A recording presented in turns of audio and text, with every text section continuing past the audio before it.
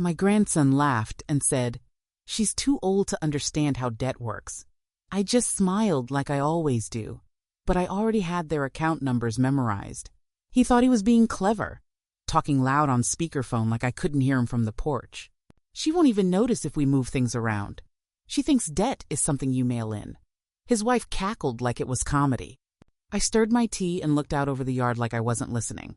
Like I hadn't been following the trail for months. Missed payments, new cars they couldn't afford, a second mortgage I never co-signed but somehow got letters about. They left receipts on the kitchen counter when they visited. Forgot to log out of email on the family laptop. Left a printed loan statement under my couch cushion. I noticed everything. The dates, the banks, the balances. They thought I was just granny quiet, confused, slow to catch on. I let them believe it. I said things like, "That sounds complicated," and "You two are so modern," just to keep the game going. But every time they thought I was zoning out, I was paying attention. Every time they rolled their eyes behind my back, I was writing down their lender names in a little notebook they never knew existed. They thought I didn't know what a balloon payment was. Thought I didn't understand credit utilization or private debt buyers. I've been managing scarcity longer than they've been alive. I've bartered, balanced, and built a life from scraps. And they, with their quick clicks and loud phones, thought I couldn't keep up. Let them laugh. Let them spend. Let them keep pushing off the due dates and tossing words like bankruptcy around the dinner table like seasoning. I was already watching, already learning, already planning. They think I'm irrelevant. They don't know I've already made the first move. They don't even realize what happens when you sell your debt to the wrong buyer. I'm not confused. I'm calculating. I didn't need thanks. I just wanted to be heard. That's all I ever wanted, really. Not gifts. Not parades. Just a little space in their hearts that didn't come with an expiration date. I raised them with the kind of love that makes your hands ache. I scrubbed kitchens with vinegar and steam before heading to a second job that paid in cash and back pain. I packed lunches with off-brand crackers and handwritten notes. I stitched school uniforms in the early morning light while they still slept warm in their beds. I went without so they could grow with, and I did it gladly. When my daughter passed, God rest her soul, I didn't hesitate to take in her son, my grandson, my baby's baby. I had already raised one generation on rice, coupons, and prayer. I could do it again. I told myself it would be different this time. More stable, more seen. I took what little savings I had and stretched it like dough across years. I didn't complain when the school needed new shoes or he wanted to go on the field trip. I clipped coupons. Picked up weekend shifts cleaning houses where no one knew my name. I sold my wedding band once to cover tuition. Told him I'd just grown out of jewelry. I paid off my home one envelope at a time, dropping checks into mailboxes like wishes.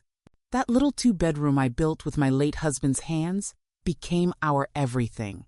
I kept the lights on through grace and discipline. I made sure he never saw the late notices. I wanted him to feel secure, even when I was losing sleep, counting bills like rosary beads. And when he got older, I gave him more than money. I gave him trust. I put his name on small things, utility bills, a car title, just to help him build credit. Thought I was giving him a head start. Thought it would teach him responsibility. Instead, it gave him leverage.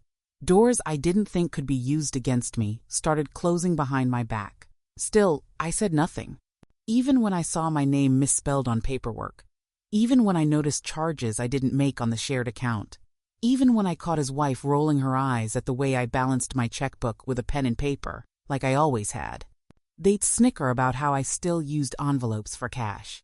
She called it adorable, like I was some relic they were keeping around out of obligation. I didn't need thanks. I just wanted to be heard. But they stopped listening years ago. I'd offer advice and they'd smile like I was telling bedtime stories. I'd ask questions and they'd talk over me. Little by little, they tuned me out like static, and I let them. Because I thought silence meant trust. I thought giving space meant giving respect. They never knew what it took to keep the pantry full. That I used to time grocery trips with double discount Tuesdays. That I stayed on hold with insurance companies for hours just to get a $12 refund. That I knew the names of every utility rep in town. because I'd called each one more than once to ask for grace. They never saw how carefully I planned things. How I saved birthday money in the back of the Bible. How I made do with hand-me-downs and fixed the washing machine with a butter knife and a prayer. They just saw the house, the calm, the quiet. They never asked how I managed it. And maybe that was my fault. I taught them to feel safe without ever showing them what safety costs.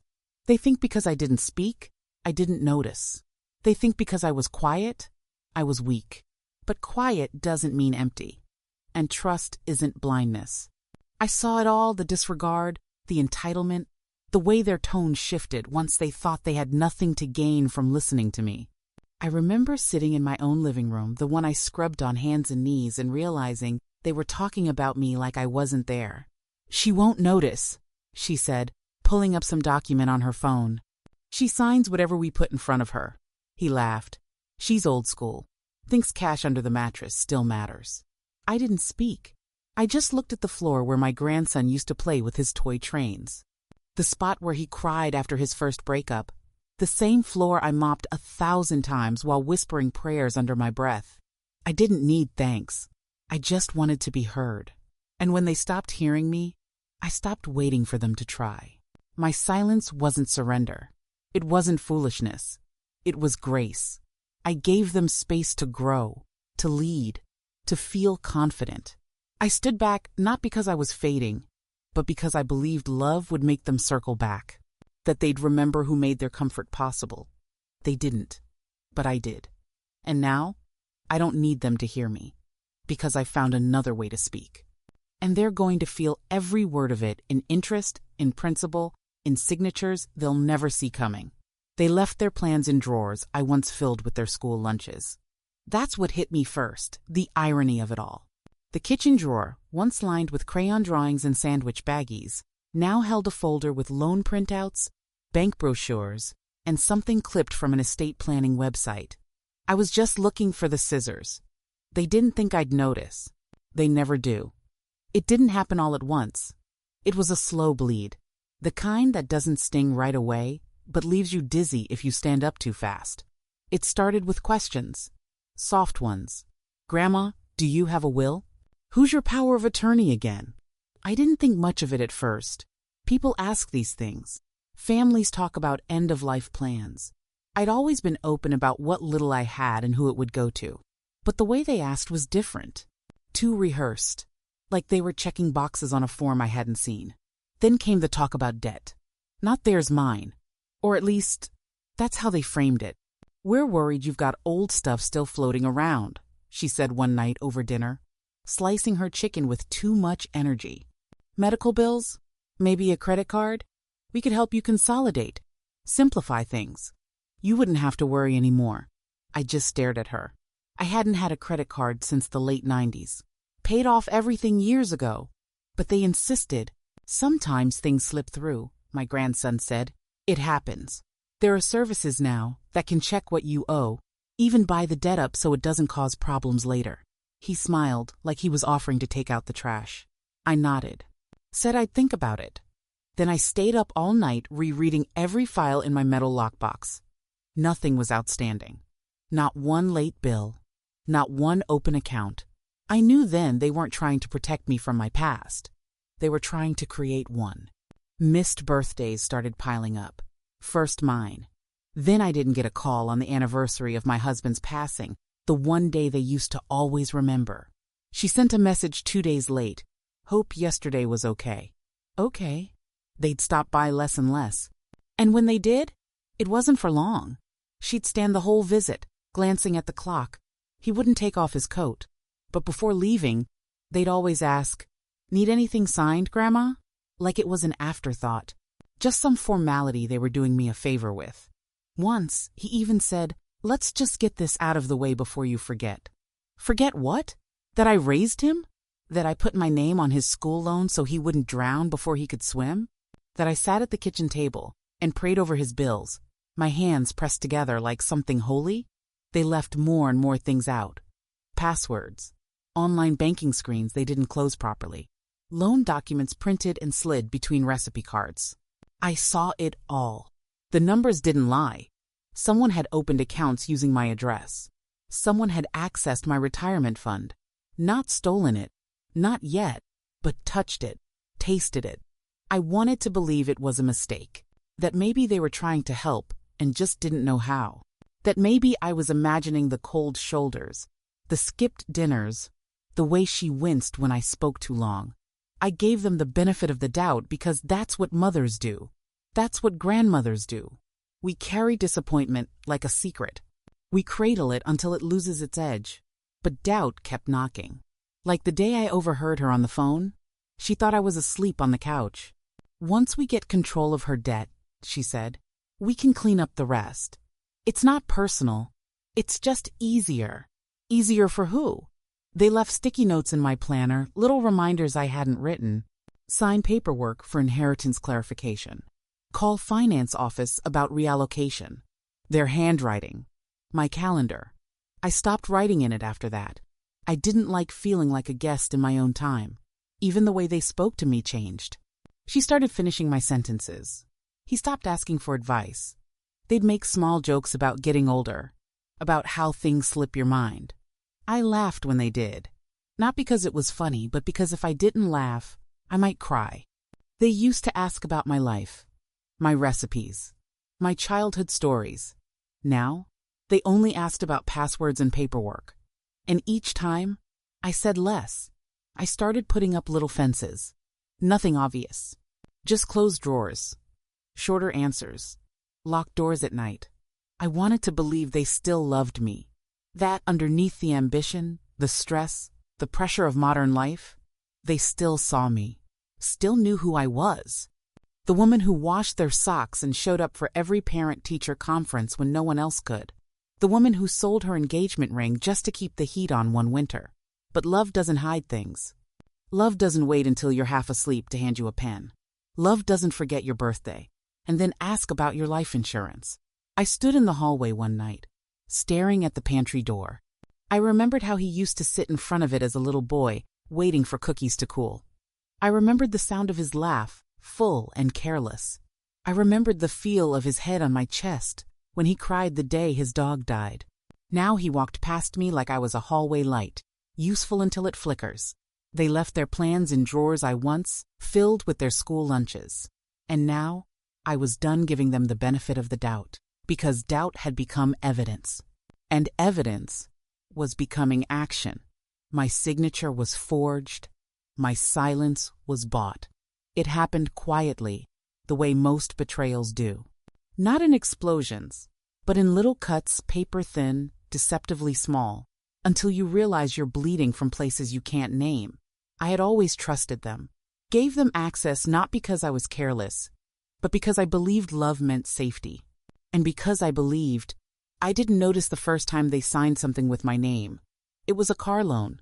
I found out because a letter came addressed to me, thanking me for my recent application. I hadn't applied for anything in over a decade. I thought it was a mistake. Junk mail. But then another came. A payment confirmation. Then a third. Overdue. I walked 2 blocks to the post office just to ask if they'd gotten my address wrong. They hadn't. The car was in my name. The payments weren't being made. I sat at the kitchen table and stared at the letter, tracing the printed version of my name. My hands shook. Not from age, from insult. I hadn't held a steering wheel in 5 years. I used a senior shuttle and kept to small walks. Why would I need a car loan? I called my grandson. He said, "Oh yeah, that was just temporary. We meant to fix that. It was easier to put it under your name for the low interest." Chill, Grandma. You weren't even using your credit. I wasn't using it because I had worked decades to clean it, to protect it. My name wasn't just ink. It was sweat. It was late nights boiling water on the stove for baths when the heater broke. It was the way I clipped coupons and skipped meat to afford tuition. And now it was attached to something I never agreed to, driven by someone who didn't even ask. I didn't yell. I asked questions. He got quiet. She got defensive. "Don't you trust us?" she asked. Her arms crossed. Her voice sugar slick. "It's not like we're stealing from you. But the thing about stealing is, it doesn't always involve taking something away. Sometimes it's putting something on you. A debt? A signature? A blame? More letters came. A second loan. Then a third. This time, it was personal lines of credit all in my name. They used my address, my history, my still perfect payment record. They filled out household income with lies I never spoke, and submitted documents I never saw. I went to the bank. Saturday, across from a man young enough to be my grandson's friend. He looked at me the way people look at fog, politely, but impatiently. "I think there's been identity theft," I said. He pulled up my profile, smiled faintly. "Ma'am, all of this was approved from your household computer." "I didn't sign these," I said, tapping the paper. "I didn't agree." "Well," he said, "someone did." He spoke slow, soft, like I was confused, like I was the one at fault for not keeping up. He handed me a packet about fraud protection and asked if I wanted to freeze my credit. I asked if I could see the signatures on file. He turned the screen. My name stared back at me, familiar and strange. The letters curled wrong. The spacing was tight. It was a copy, not a memory. A version of my name that didn't belong to my hand. I went home and sat on the porch. The same porch I used to rock him to sleep on when his mother was too sick to hold him. I remembered the way he used to grip my pinky with his whole fist. How he used to cry when I left the room. And now he left me with late fees and denial. When I brought it up again, he shrugged. "It's all in the family, Grandma. We'll pay it off. Don't make this a thing." She just rolled her eyes and said, "You always stress about stuff that doesn't matter." But it did matter. It mattered that they had used me, not just financially, but emotionally. That they wore my love like camouflage, while they gutted the name I built from nothing. That every time I trusted, they signed. That every time I rested, they acted. They didn't break into a safe. They didn't hold a gun. They just picked up a pen and decided I wouldn't notice. And maybe the cruelest part? They were right for a while. Because I wanted to believe the best. I wanted to believe that the people I raised wouldn't do this. That they might be selfish, but not cruel. That they'd make mistakes, sure, but not calculated ones. But when I asked them, face to face, they didn't apologize. They denied, deflected, dismissed. "Grandma, you probably just forgot. You've been under stress lately. Maybe you did sign it and don't remember. It's not that deep." And that's when it hit me. They weren't just forging my name. They were forging my reality. Trying to make me doubt myself, my memory, my mind. The one thing I still held steady when everything else in my body began to soften. That night, I stared at the reflection in my window. Not at the face, but at the woman behind it. The one who'd once balanced 3 jobs and a toddler. The one who fixed her own plumbing and grew her own vegetables when money ran dry. The one who never missed a payment, even if it meant missing dinner. They thought that woman was gone, but she wasn't. She was just sharpening her pen, and they'd feel every stroke of it soon enough. They thought I forgot. I just remembered what I'm capable of. It didn't happen all at once. Not with yelling. Not with slamming doors. That's not my way. When things fall apart, I don't scream, I sweep, I sort, I sit down and get to work. That's what I've always done. So the night I realized just how far they'd gone, just how deep the signatures went, how many forms carried a version of my name that wasn't mine, I boiled the kettle, Saturday down at the kitchen table, and started pulling out every drawer. It began with folders.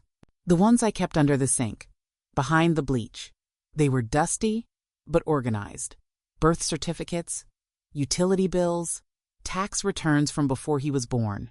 I compared each one to the papers I'd found in their room. I didn't need a magnifying glass. I knew my loops, my slant, the way I cross my T and leave a little tail on the Y. They forgot I used to do all the paperwork in this family, that I used to balance a budget so tight it squeaked.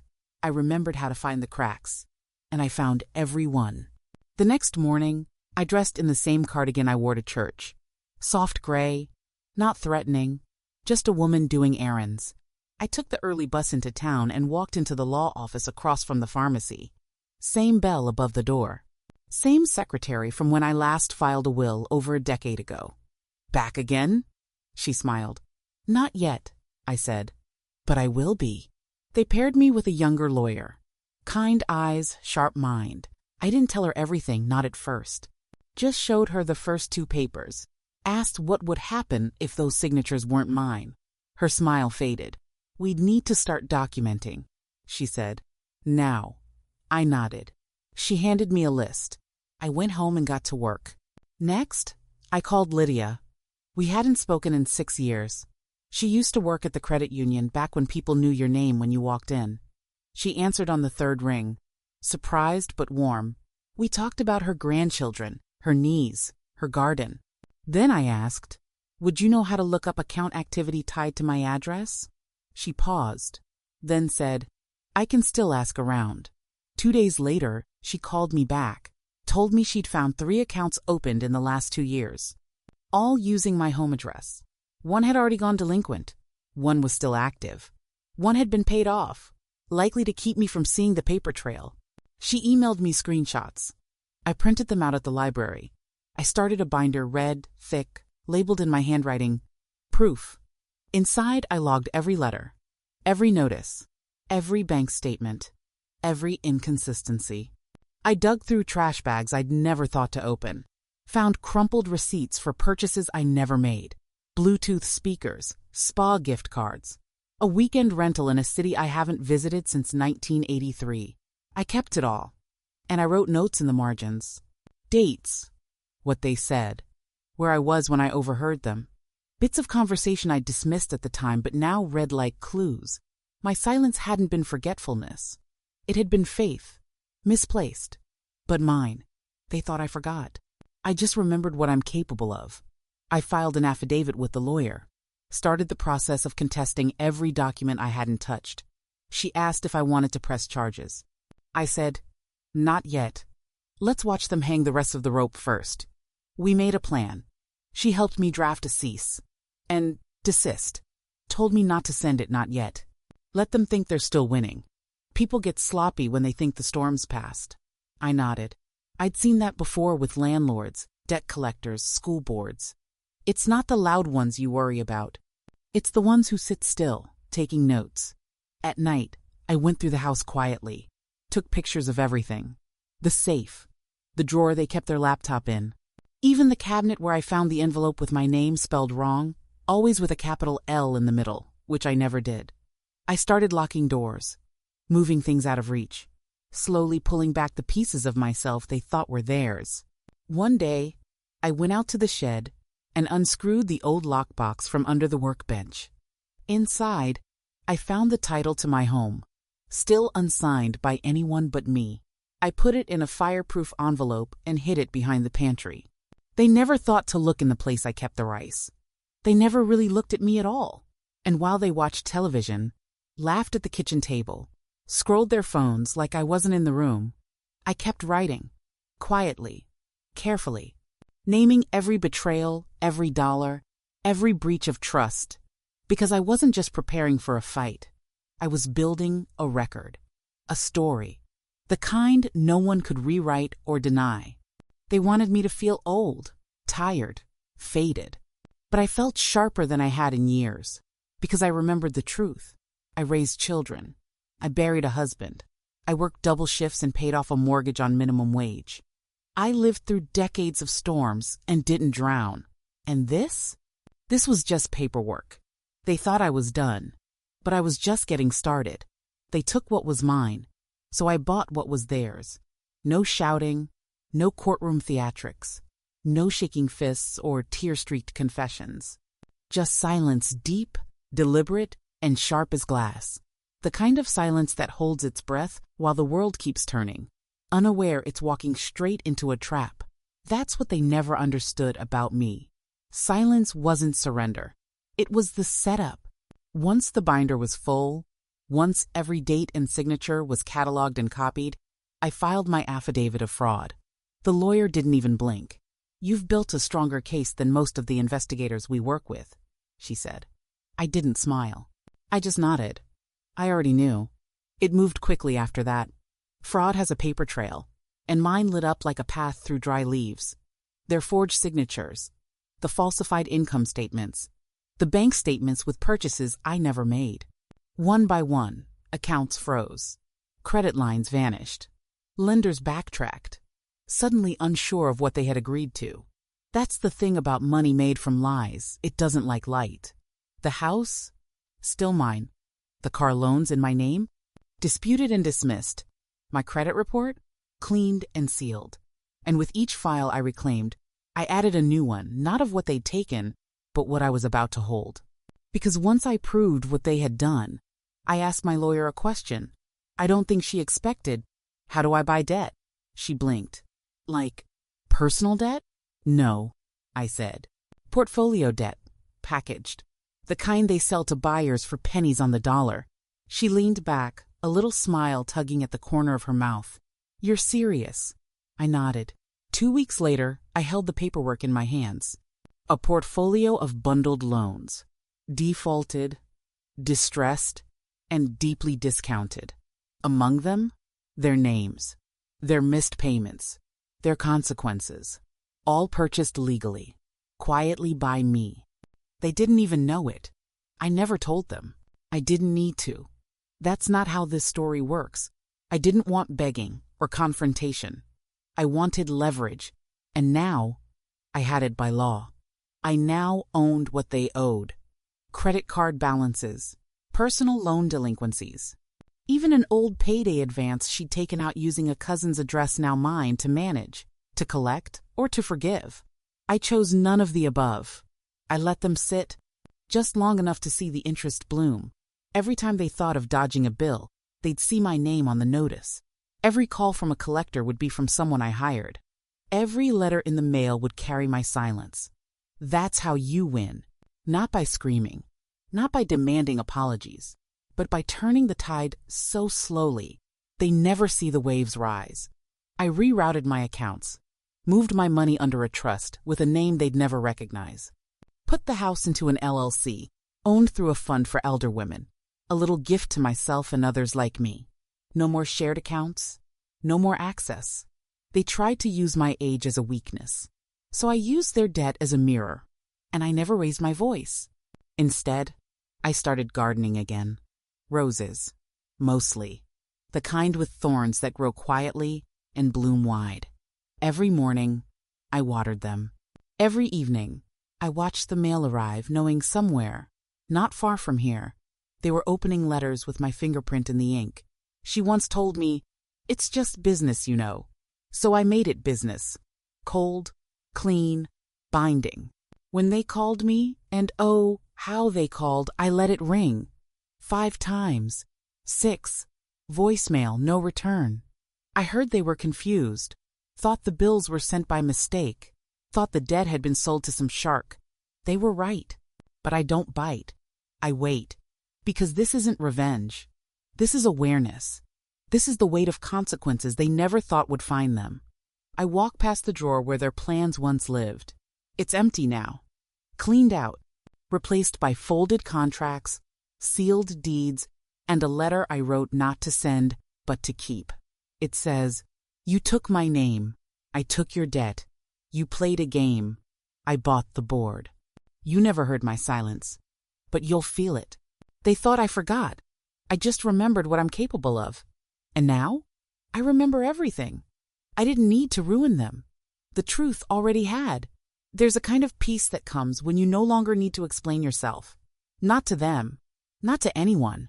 When you've been talked over long enough, ignored long enough, you learn that silence isn't just survival. It's strategy.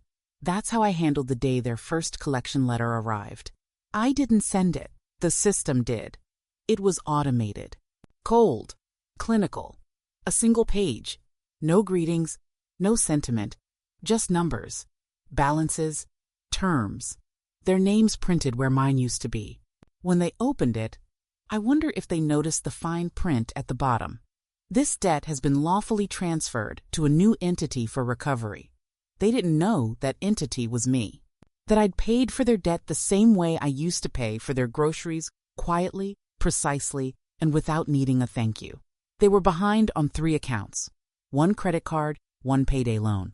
1 line of credit she took out for a home business that never got past a Facebook page and a monogrammed apron. I had the paperwork now. I had everything. I could have called, could have knocked on the door, could have shown up with a stack of legal forms and a smirk, but I didn't.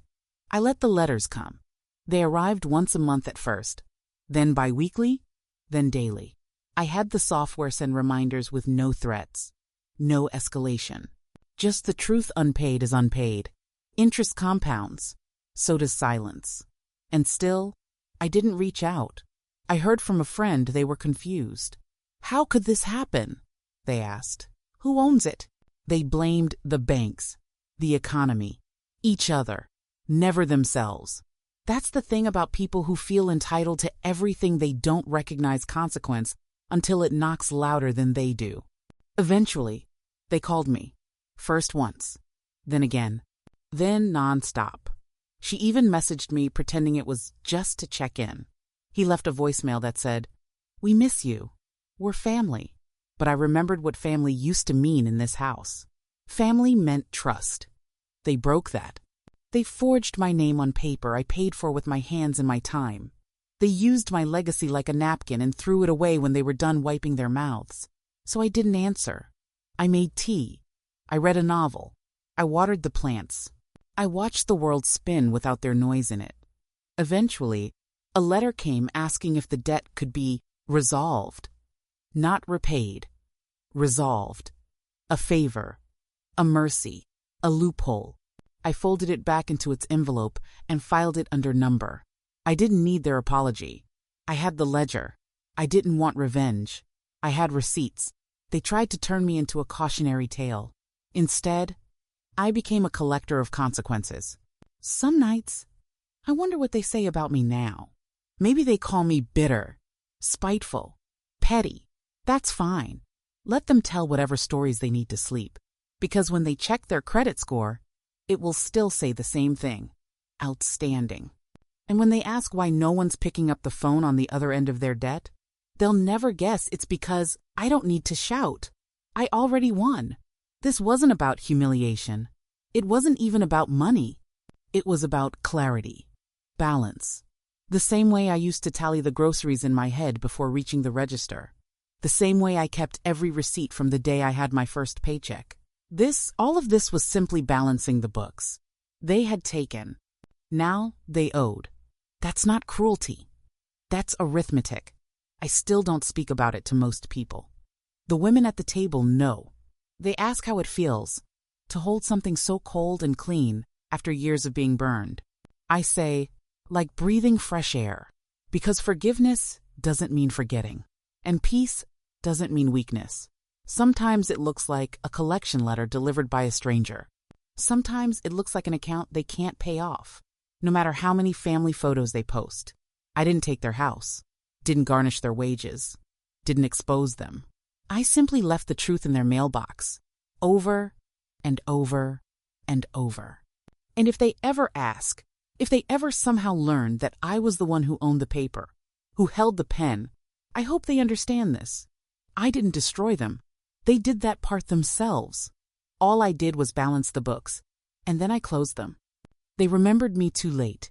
I remembered myself just in time. The first package arrived wrapped in gold foil. A little too neat, a little too shiny, the kind of gift picked out by someone trying to erase something, not celebrate something. Inside was a scarf. Expensive. Still had the tag on it. I laughed when I saw the price. Not because I needed the money, but because they thought that's what I'd wanted. As if a piece of silk could cover what they did. A week later came a basket. Organic teas. Handmade soaps. A candle that smelled like cinnamon and apology. No note. Just a printed card. Thinking of you. Hope you're well. Then the texts started. Can we talk? You've always been the heart of this family. Let's not let things stay broken. They came from numbers I recognized, though I'd long since removed their names. I didn't block them. I didn't delete them. I simply watched the messages stack up like unclaimed mail. I didn't answer. I didn't need to. Forgiveness is not the same as access. They remembered me when the silence became louder than the damage. When the calls from collectors stopped coming because I'd stopped sending them. When they realized the person they'd underestimated had let go of the rope and walked away. But by then, I'd already moved on.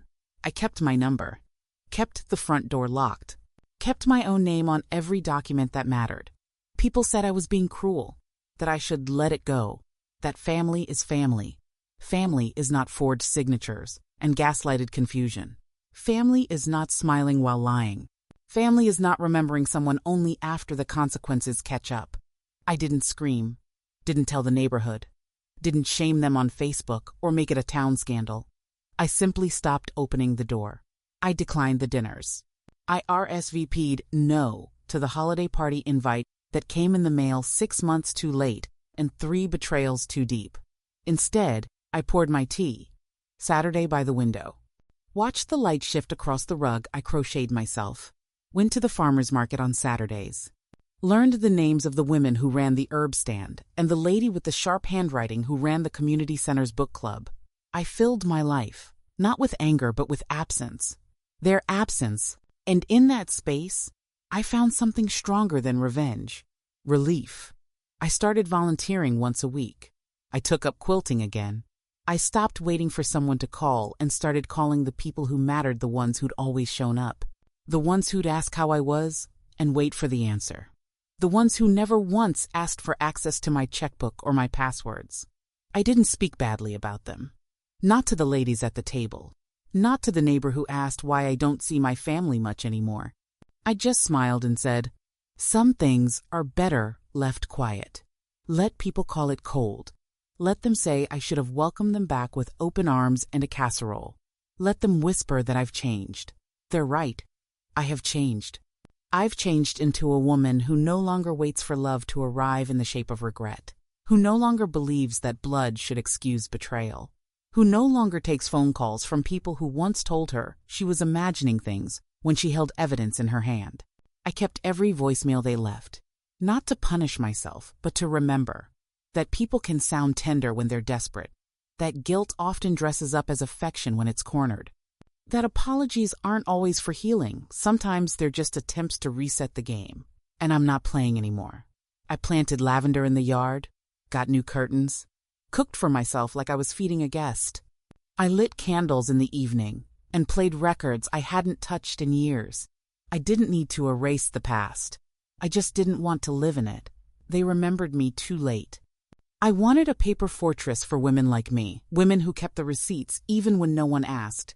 And I left a trust for a girl named Ava. She's my neighbor's granddaughter. 14, sharp as glass. Always asks me about my books. She's the only one who ever helped me carry groceries without being told. I saw something in her eyes, not pity, curiosity, strength waiting for permission. So I gave it. She doesn't know what she'll inherit yet. One day, she will. I hope she spends it wildly on books, on travel, on building something that doesn't require her to shrink first. To my family, the ones who took, I left nothing but a note. It wasn't long, just a sentence. You taught me what matters. I hope you learn it too. They can't contest it. The will is airtight. The lawyer double-checked everything. I made sure the accounts are hidden behind layers they'll never find. And even if they try, there's nothing left for them to touch. I already gave everything I had, the kind they never saw. My time, my meals, my sleepless nights and steady hands. That debt has been paid. Now the books are closed. The records sealed. The story finished but not forgotten. Because this ending isn't just for me. It's for every woman who stood at the edge of giving too much and quietly chose to step back. It's for the ones who thought they were powerless, but still held the deeds, the journals, the memories that couldn't be rewritten. I walk slower now, but lighter. I make soup for one and hum while it simmers. I don't look at the phone anymore. The quiet used to ache, now it feels like sunlight after a storm. I still keep the binder in the cabinet, not out of fear, out of pride. It's proof of what I survived, of what I stopped, of what I will no longer carry. The debt ends with me.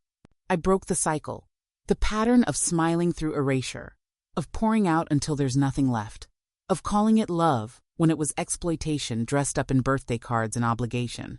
I hope Ava never has to learn the things I did. But if she does, she'll have the tools. She'll have the funds. She'll have the name of a woman who didn't just survive. She outlived their narrative. My name won't be on plaques. It won't be sung in songs, but it will be in footnotes, in folders, in fun statements and quiet decisions that make other women feel safer sooner. And that's enough. They left me with nothing. No apologies, no thanks, no seat at the table I once built. But I left something greater. A lesson that echoes louder than a scream. Protect your name, trust your silence, and never hand over what they haven't earned. The debt ends with me, and the legacy, the real one, is just beginning.